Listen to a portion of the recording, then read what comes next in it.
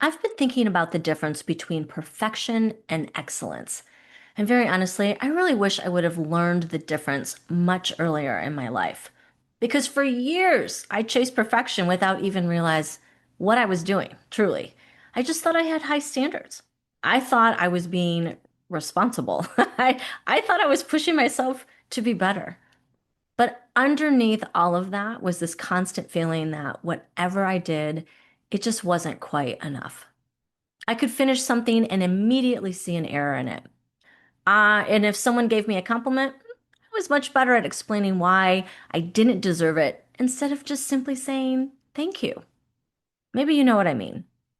Maybe you've spent years being hard on yourself too, trying to be the perfect mother and wife, friend, employee, and leader, or just simply being the woman who looks like they have everything all put together.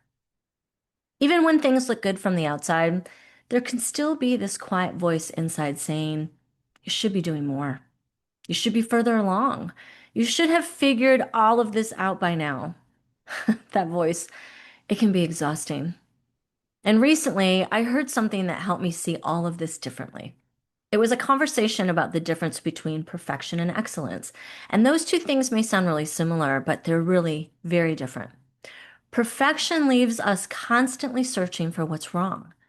Excellence allows us to recognize the good and keep growing from there. And that's what I want to talk to you about today. Hi there, welcome back to You Can Emerge Positive.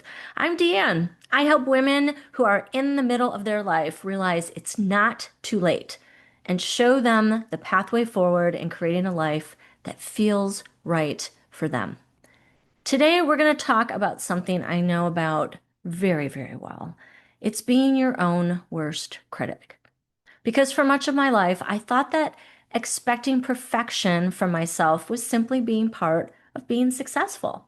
I didn't see how exhausting it was. I didn't see how often it stole the joy from the things that I had worked so hard on. And I definitely didn't see that perfection was not helping me become better. It was simply making it harder to feel good about where I already was. I think perfectionism becomes especially complicated at this stage of life because we're not only comparing ourselves to other women, we're also comparing ourselves to the woman we thought we would be by now.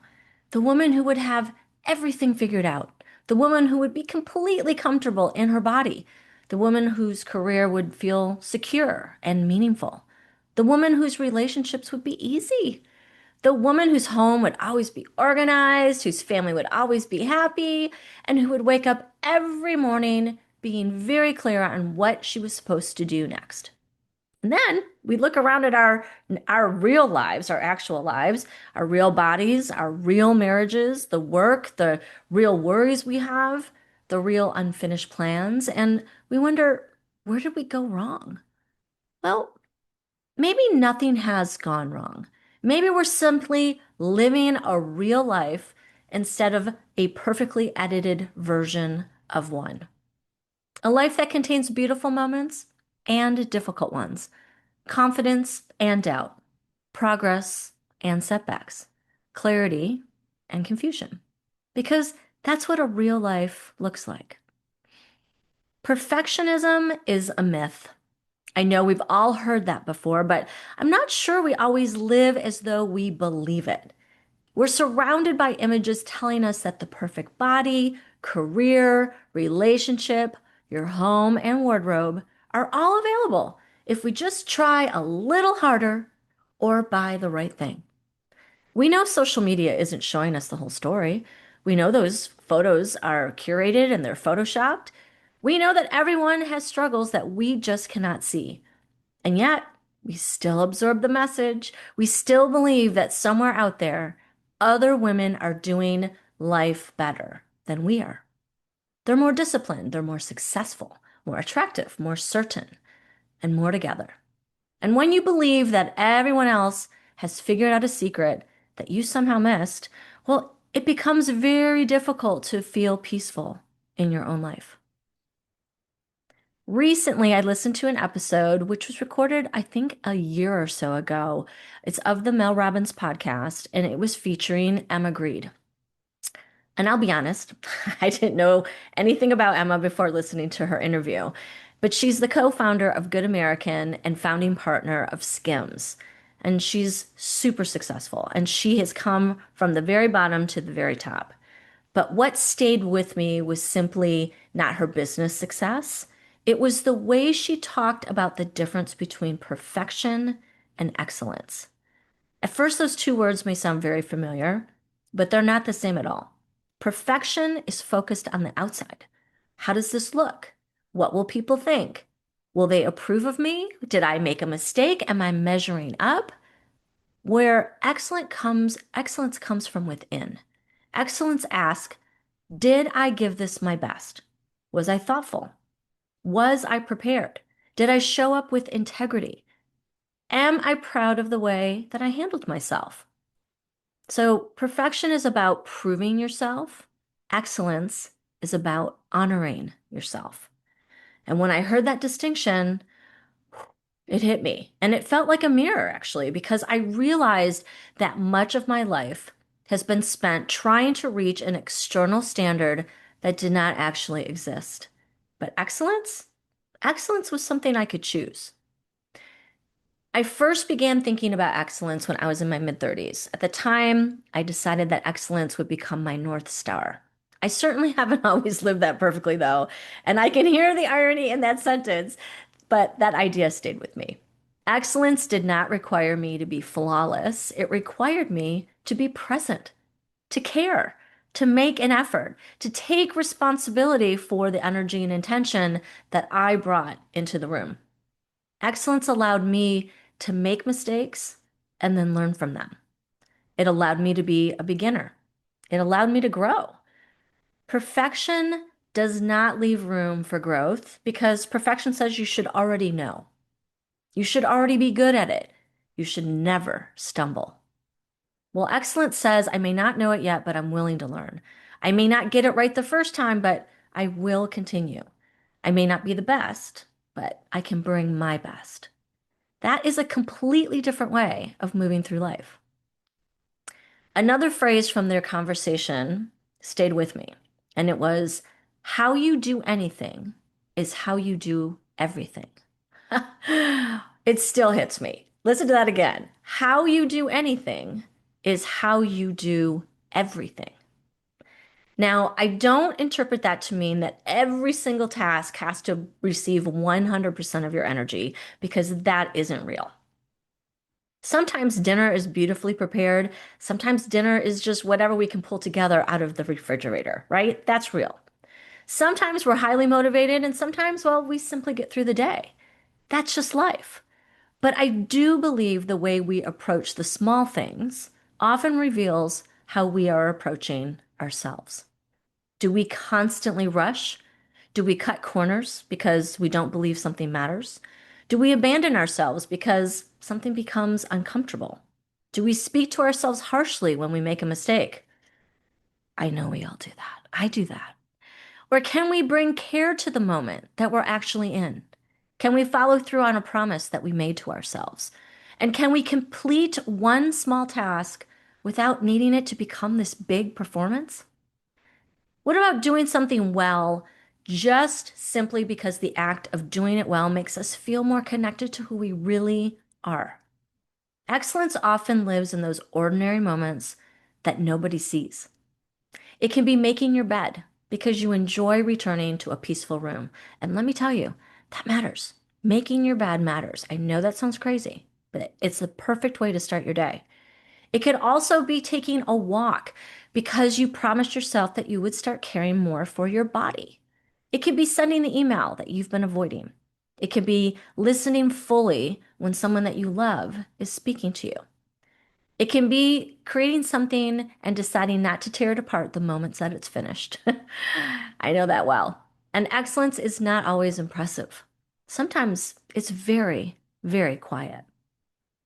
I've come to believe that excellence is a form of self-love, not the shiny, indulgent version that is often marketed to us, but the deeper kind, the kind that says, my life matters, my time matters, and the way I show up for myself matters. Excellence is not pushing yourself into becoming something better. It's caring enough about yourself to keep growing. That's why we're all here. There's a gentleness to excellence that perfection will never have. Perfection says, you're not good enough yet.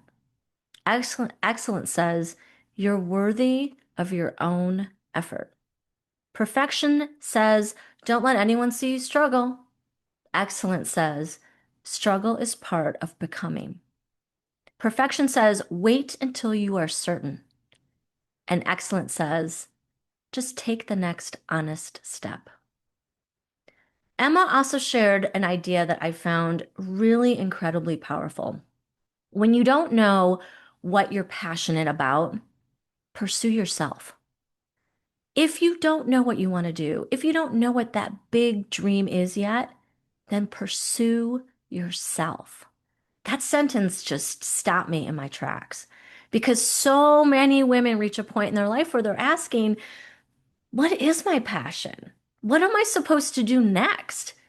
What's my purpose? We put so much pressure on ourselves to produce a perfect answer to that. But what would happen if, instead of forcing the answer, you pursued yourself? What if you became curious about the woman that you are now? Not the woman that you were at 25 or the woman that you had to become to survive something very difficult. Not the woman that everyone else expects you to be, but you today. What interests you? What gives you energy? What do you miss? What do you want to learn? Where do you feel most like yourself?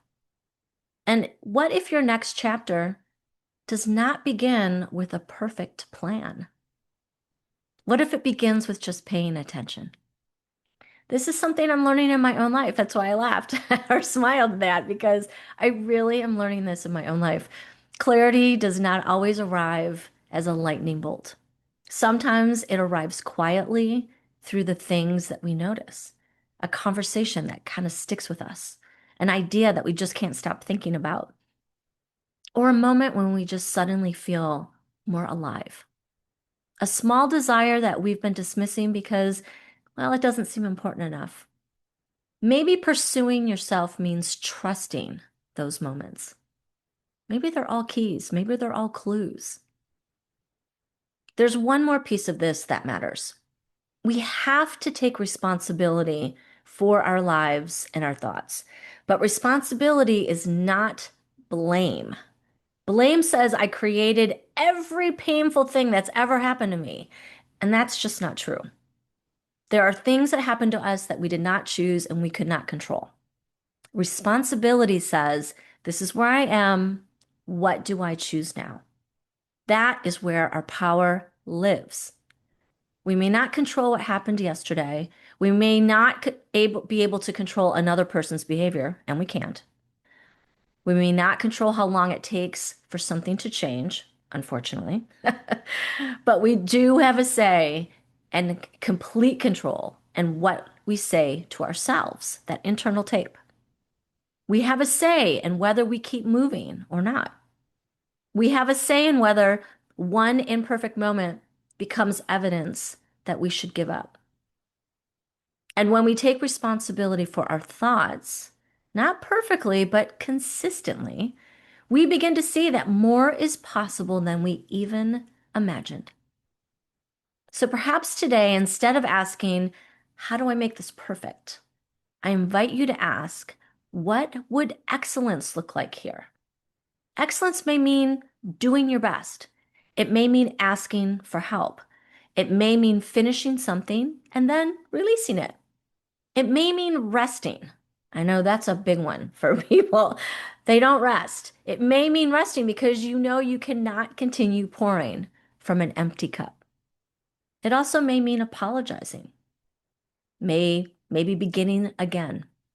Sometimes excellence means accepting that what you have for today is enough. That may be the most difficult form of excellence for those of us who have spent years chasing perfection, knowing when to stop, knowing when to trust yourself, knowing when to say, this is good. I'm proud of it and I'm letting it go.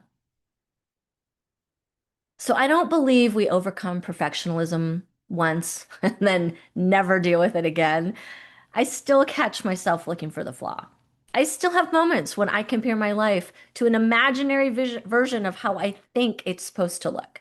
But now I can notice it and I pause and I can remind myself that I am not here to create a perfect life.